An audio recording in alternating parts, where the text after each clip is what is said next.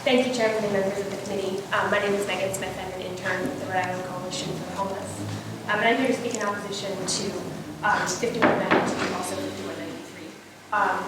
As mentioned by multiple people, this legislation is both reactionary and unnecessary. When public safety is truly at risk, there are already laws to deal with this, and the very protest that sparked this legislation are proof of this. And I also want to emphasize the unintended consequences that this bill has as a result of its very broad language, and the one that's foremost on my mind as someone who works with people who are homeless is that it will restrict the rights of people who are experiencing homelessness and deep poverty. Because of the way it's worded, this legislation could further criminalize begging, which is both a protected First Amendment right and a means of survival for the state's poorest residents. As an advocate and case manager working with people experiencing homelessness, that includes in where panhandling is currently charged, I can tell you firmly that the last thing a person struggling to get by day-to-day needs is to be criminally charged. I've worked with numerous individuals who have been arrested for panhandling, and the reason they were panhandling is as a stopgap way to legally get money until a better option comes through.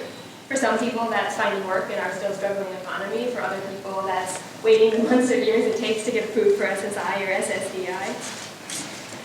And I know people, many people who panhandle because they need money for rent or because they need money for food because SNAP benefits are inadequate. And people I talk to aren't proud of having to beg. But at the same time, they rightly identify that panhandling is a far more honest and less risky way to get by than the alternatives available to them. And as with other laws that illegalize poor persons' daily lives, these bills are going to be both costly and ineffective, which again has already been talked about. It's going to cost taxpayers money to try these cases in court. It's going to cost a lot more money to incarcerate people for these crimes.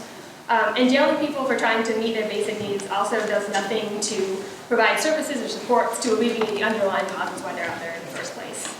And convicting them of a crime, whether it's a misdemeanor or a felony, particularly a felony, is only going to further hamper their ability to get housing and employment in the future.